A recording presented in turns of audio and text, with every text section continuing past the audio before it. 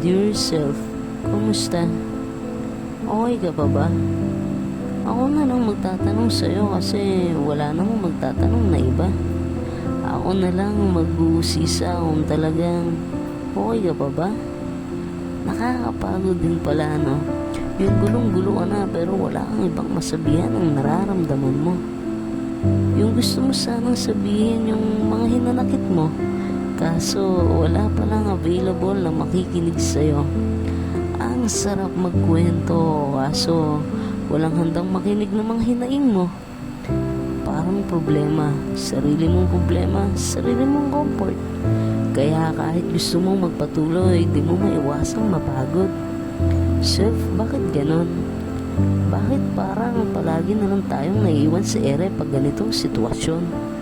Bakit tila walang nakakaintindi? Bakit parang walang may pake? Bakit palagi na lang nilang inaakala na di tayo naapektuhan? Bakit tingin nila di tayo nasasaktan? Bakit di nila nakikita na may lungkot sa ating mga mata? Bakit di nila mahuli-huli na may halong pagpapanggap ang ating mga ngiting pinapakita? Nakakasawa din pala, no? Yung magkunwaring matatag ka kahit alam mo naman kasi kung ano yung totoo. Paalala ko lang ulit sa'yo, ha, na sobrang tatag mo. Kaya please lang, kahit gaano kahirap, huwag kang susuko.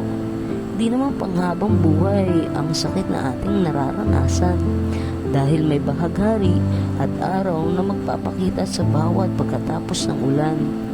Basta self, kapit ka lang, ha. Kapit ka at magpatuloy ka. Pahinga ka lang pagpagod ka na, pero hindi ka susuko. Sa laban ng buhay, atin itong ipapanalo. Lubos na nagmamahal at nagtitiwala sa'yo. Walang iba kundi ako.